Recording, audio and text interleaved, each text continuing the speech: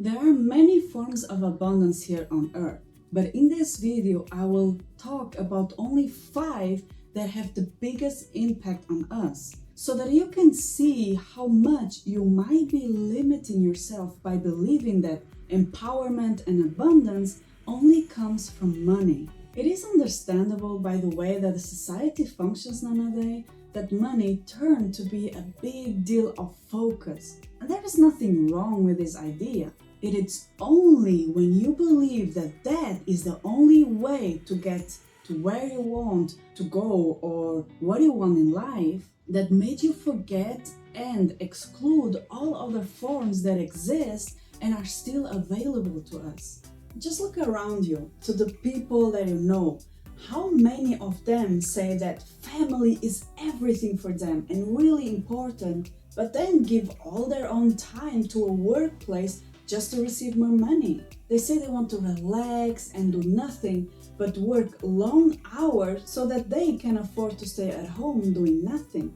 They say they want a partner, a relationship, but get obsessed with achieving a certain amount of money to impress other girls or boys instead of learning how to connect and have a healthy relationship. The majority gives up their happiness and inspirations just to receive more money at the end of the month. In all these examples, it's not only the money that drives them, but also the fear. The definition of abundance, according to Bashar by Daryl Anka, is the ability to do what you need to do when you need to do it. So let's dive to the first form of abundance, which is the most desired and present, and that is money.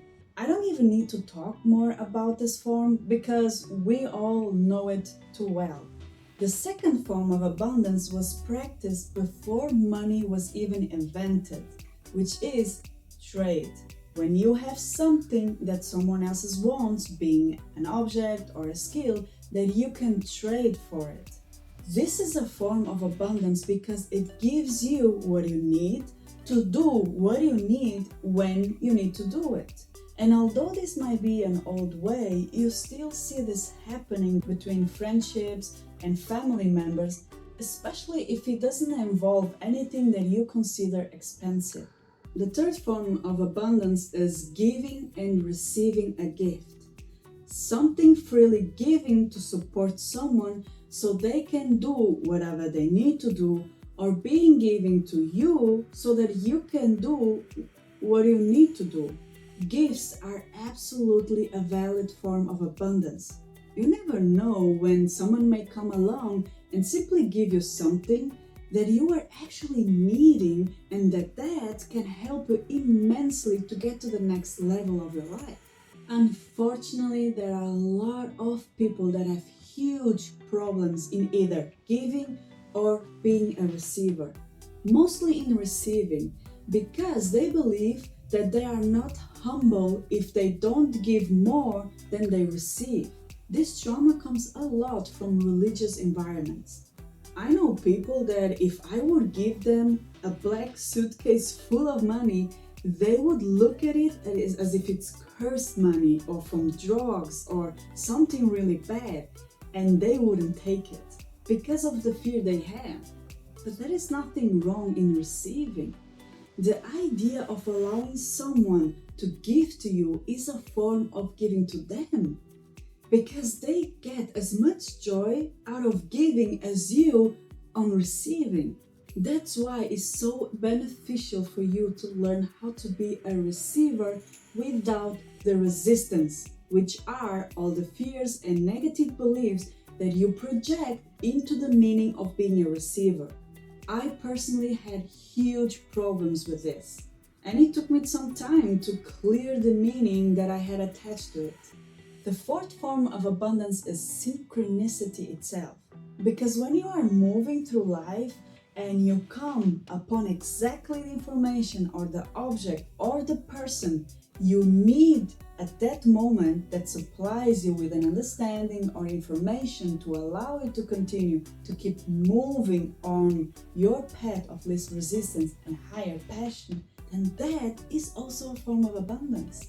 And to get to this stage, you have to not only become aware of the synchronicity happening, but also release the resistance, especially the one that is related to your idea on how and when things should happen.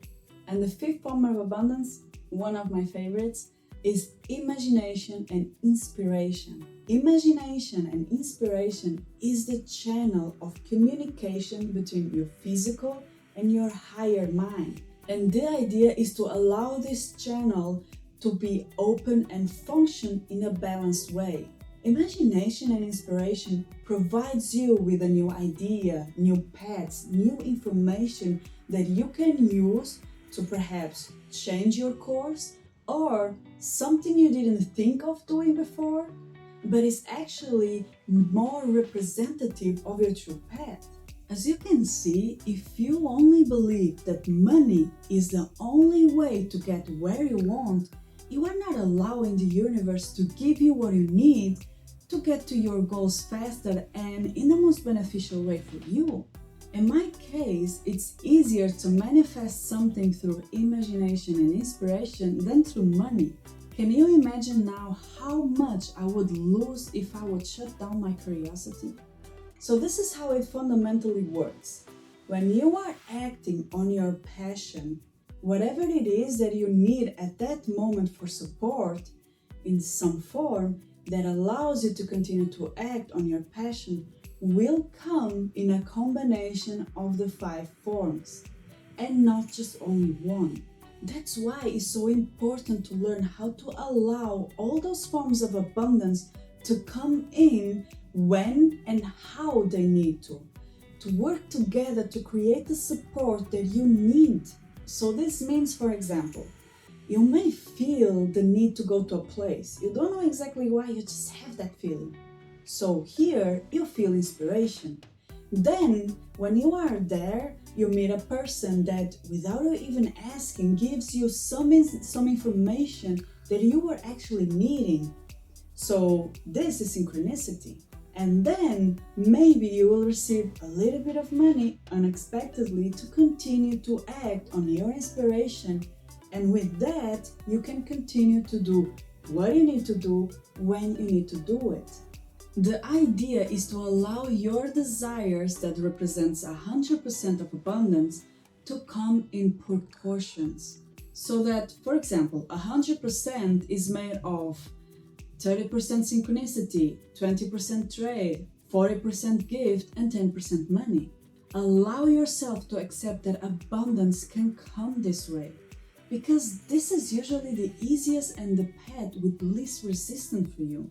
When you have beliefs that create resistance to the idea of opening up to other forms, you slow everything down by insisting that it can only happen this way and only this year, and it can only happen in this form. There is no other way. Here, you are not only slowing down the process, but you will start to feel some pain related to it. Everything starts to feel harder and maybe even impossible. The biggest challenge here is to see those forms of abundance in a horizontal line, where neither is more important or better than other.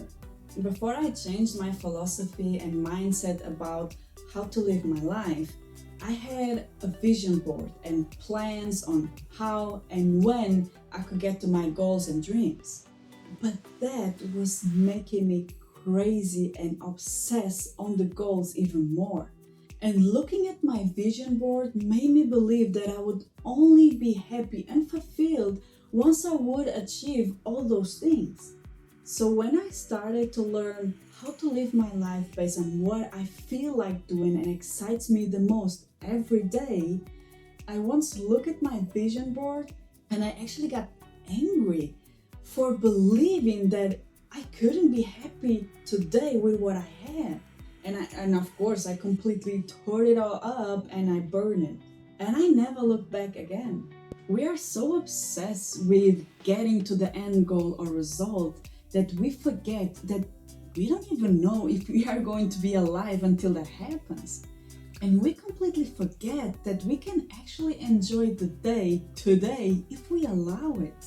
You should see your big goal and dreams as a cardinal direction in your compass, the north, south, and so on, where you gain some direction where to go, but you are not attached to it. And on the way there, you will encounter all these new good and some bad things that will make your life an amazing adventure. But most of the people get lost in this process and feel quickly frustrated because they aren't there yet. But those steps that you have to take to achieve that big dream or goal are a lot more important than just having the result or the end goal. Just think about it. Let's play with this thought. Imagine that as soon as you think of one big goal or dream, like having millions, being promoted, or having a great body, whatever, you just get it, like that, without going through any steps, nothing. First question, how long do you think you would feel grateful and happy with that? A day, 1 week? Then what? Well, then you would have 1,000 other things that you want, right? As soon as you want it, you just have it. Okay, yeah, that's true. Now I come to you and I say, hey, how do you get this? Can you please teach me? How much knowledge do you think you have here? I am sure that you cannot teach me anything other than saying, just think about it and it will come. So here you have no expansion, no knowledge. You can teach me how to change my beliefs or teach me about money or even understand my struggles. And this is why the process is a lot more important. That's the reason you are here on earth to begin with. It's to learn and expand your knowledge. That's why it feels so good to teach and learn more about what you love, to master that thing that you are passionate about, and even try new things. So if you don't like the process, then it's not the end goal and result that you are actually wanting. It's just what you believe you will get if you have that.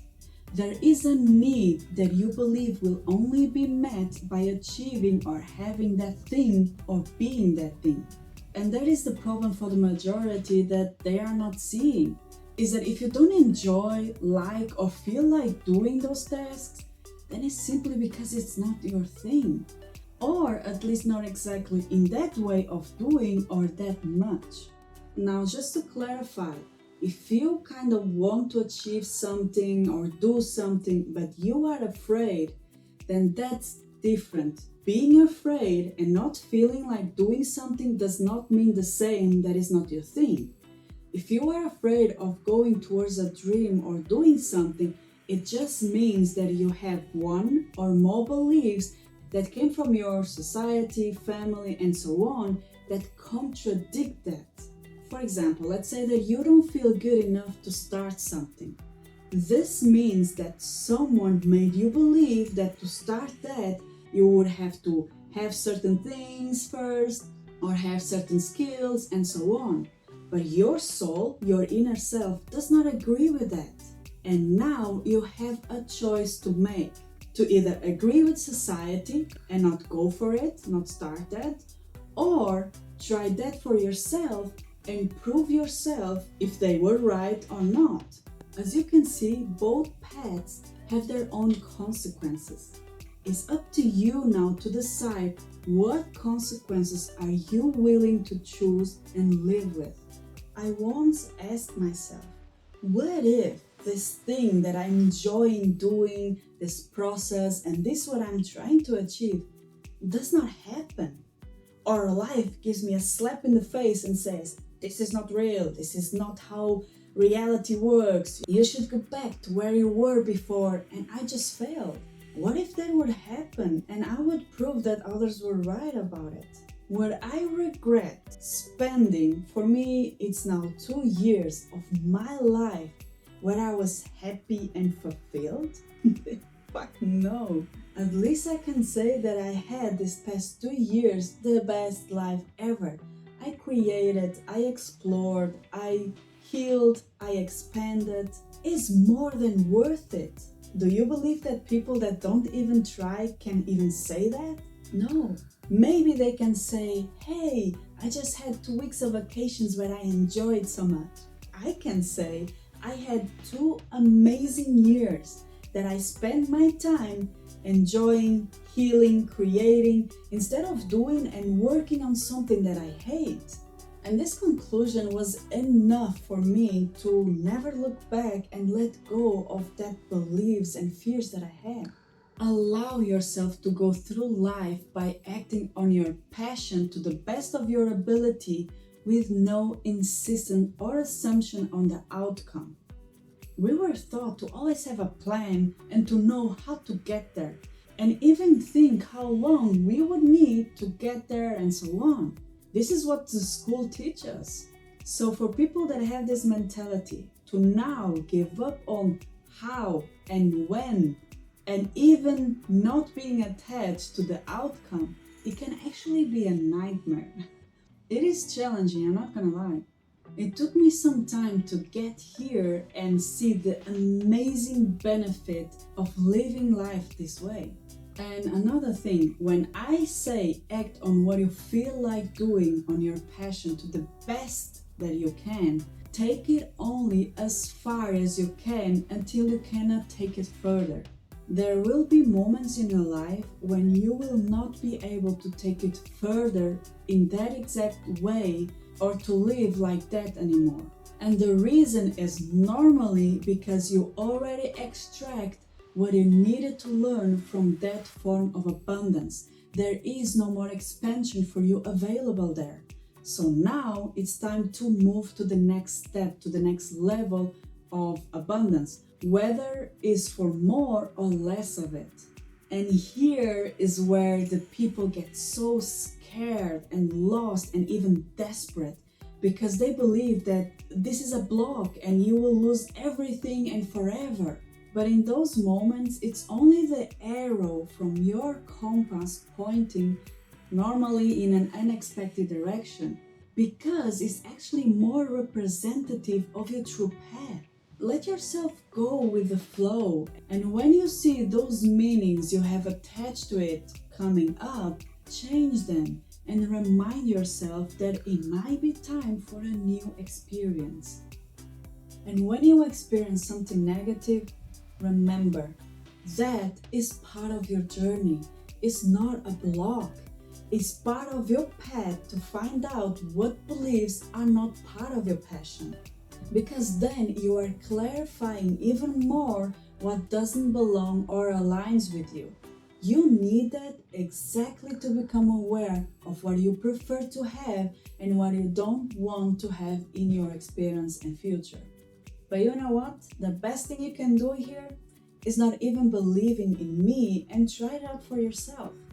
Because then you have your own proofs if what I'm saying even makes sense or not. Just let me know how it went or is going for you. I hope this helped you in some way, and as usual, I wish you a very nice week.